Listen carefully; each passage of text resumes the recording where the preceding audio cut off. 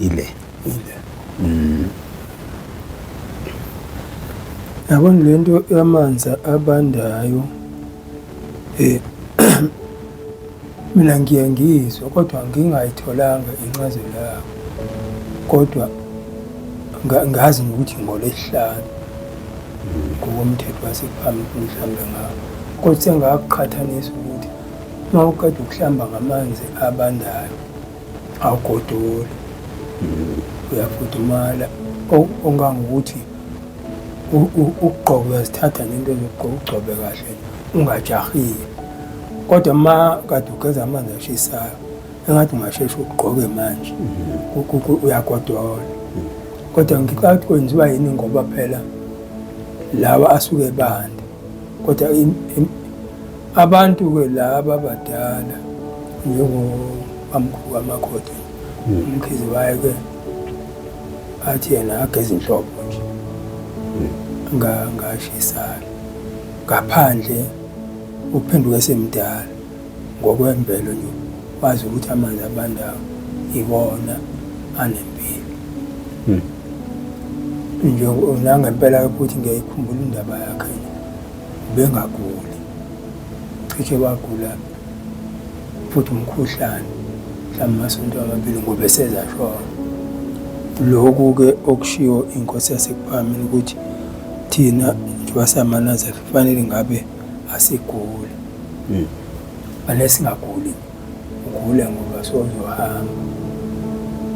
Inkosi-ke ikusho ingachazile izinto mhlawumbe ukuthi ikusho ngokusikusho kusentshumayeleni angisho njalo, kodwa ingachazile ukuthi yini le edala ukuba isho kanjalo. Kodwa ma usulalela imfundiso umuntu ngaphandle kwendaba yokungena ezulwini okuyindaba yenkolo, imfundiso nje yakhe iyamakha umuntu aphile emzimbeni nasemoyeni futhi. Mhlambe nje njengalena nje yokuthi kufanele usebenze kusukela zonke lensuku eziyisithupha kusukela ngesonto ukuze ushaya uLwesihlanu ungalephuli nje, bese kuthi ngeSabatha uye enkonzweni. Lento yenza umzimba uphile kahle,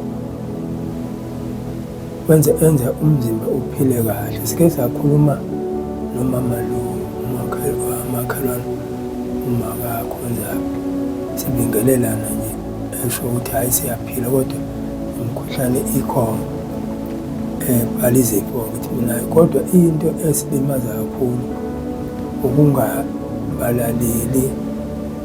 ungabalandeli laba bezempilo nemithetho kaNkulunkulu ukuthi singayilandeli. Eminye imithetho akuyona yokuba ungangena ezulwini, isiza nje wena qobo ukuthi uphile, ikusize futhi nasekuthini ungangeni ezintweni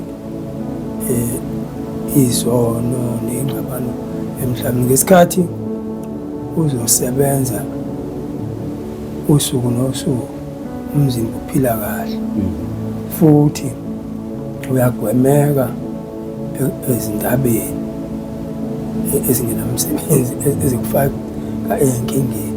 Uhlezi ula nje ustikhe ekusebenzeni, usebenze umzimba uzophila. Mase uhlambile uzozithola uphila nje kahle. Uma bekukhona isifo esikhona siyaqedwa umsebenzi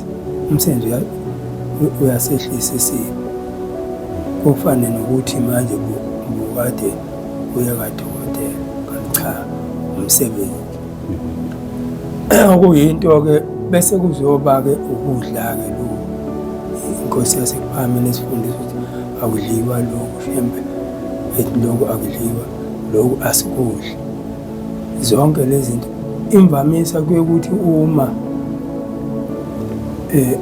sowulandela uthola ukuthi odokotela basho kumuntu esegula ukuthi cha ungakudli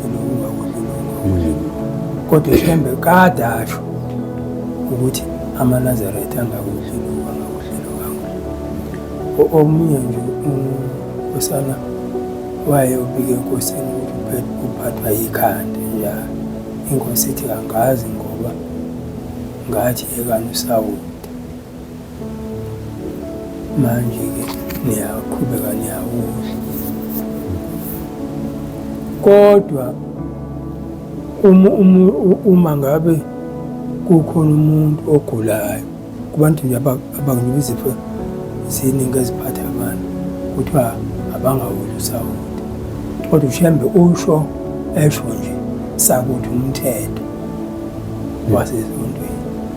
Zonke lezi zinto amafutha o-cooking oil singakudli, kodwa kuyaqhutsheka kuyadliwa izifo zona ziqhubeka ziba khona. Kodwa ngokukaShembe sifanele ukuphila emoyeni siphile ngoba impilo enkulu ila emoyeni.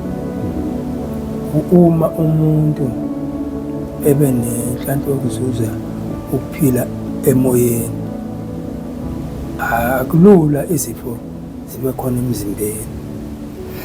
Enye yazi ubaba njengoba ethinta nje ngicela ukuthi kancane kuyona ngoba amanye wama-findings anganeno la abathola khona ukuthi isifo cishe zonke zisuka la engqondweni yomuntu, zikhandeka la engqondweni ngokwezinto ke ezimcindezela.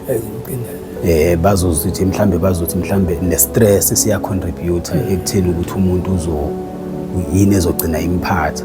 Omunye umuntu uyayathi une-stress noma mhlawumbe angazi ukuthi une-stress kodwa ngenxa ukuthi kunezinto ey'ningi ezingamphilisile ekhanda uzogcina esezwa sekunezifo azizwayo. Ungahamba uze uyofika ey'ntweni thina esikholelwa ukuthi isuke zenziwa abantu mhlawumbe into efana nesibhoko kanje.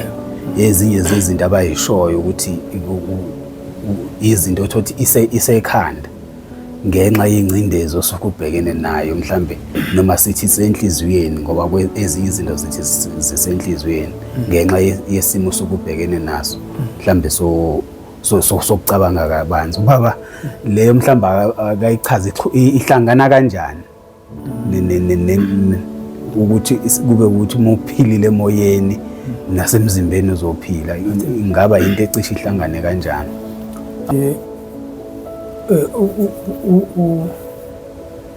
Uma ulandela imfundiso yenkosi yaseBhunga ziningi kakhulu into esizifundile la kuShembe.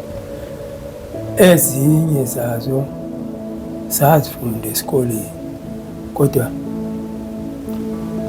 bese lento uma uyifunda esikoleni uyifunda mhlawumbe igudla kwezempilo. Isifundo kwakhona ukufunda kuthiwa health. Umuntu qobo njengoba siphila nje, umuntu qobo yilo ngaphakathi lo esithi umoya kaNkulunkulu.